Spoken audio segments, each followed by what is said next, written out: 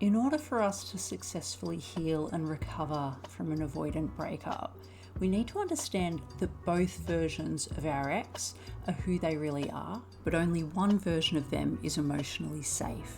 The version of them who was warm, funny, kind, gentle, and exceptionally easy to love, who initially said all the right things, that version was very real. And at the time, they probably meant everything that they said, and they likely believed it too.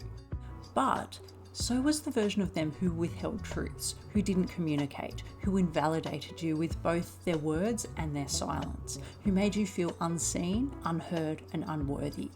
That version of them, sadly, is also real. And here's the part that hurts the most, but ultimately heals the deepest. To truly move forward, and you have to do what can feel like an impossible task. You have to reconcile that both versions of your ex are who they really are. Not one or the other, not the fantasy and not just the flaw, but the full picture. The softness and the shutdown, the charm and the harm. The moments where you felt safe and the moments where you were left scrambling for clarity. Healing begins when you stop fighting for one version of the truth and begin accepting the whole truth, because only then can you stop spinning in confusion and start choosing peace. So why is it so hard to let go? This is because you're not just grieving the relationship, you're grieving the version of them that made you feel alive, and then you're also grieving the confusion that followed when they pulled away. You're mourning the potential, the could have beens, and the moments that made it hard to walk away, even after they did. And maybe you understand it now. You've read about avoided attachment, you know about trauma, you know about emotional shutdown and nervous system overwhelm and dysregulation.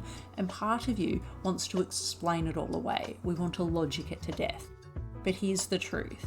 You can understand why they withdrew, why they felt the need to do what they did. You can feel compassion for their fear of intimacy. You can know that they've been hurt before.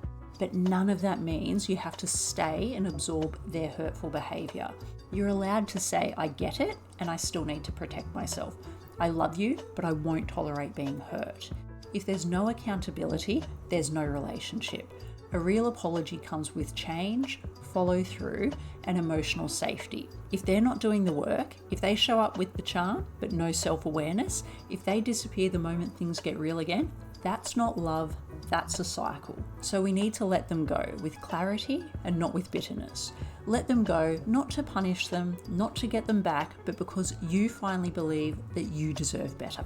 You deserve love that doesn't confuse you, love that doesn't make you question your worth, love that shows up with care, with consistency, and with emotional safety. You are allowed to miss them and still move on. You are allowed to see the good and still walk away because the bad outweighed your peace. Let them go, not because they're a bad person, but because right now they're not good for you, and they may never will be. And as always, if you found any of the content across any of my social channels helpful to you in your healing journey, I would really appreciate it if you hit like and subscribe. Take care, and I'll see you in the next one.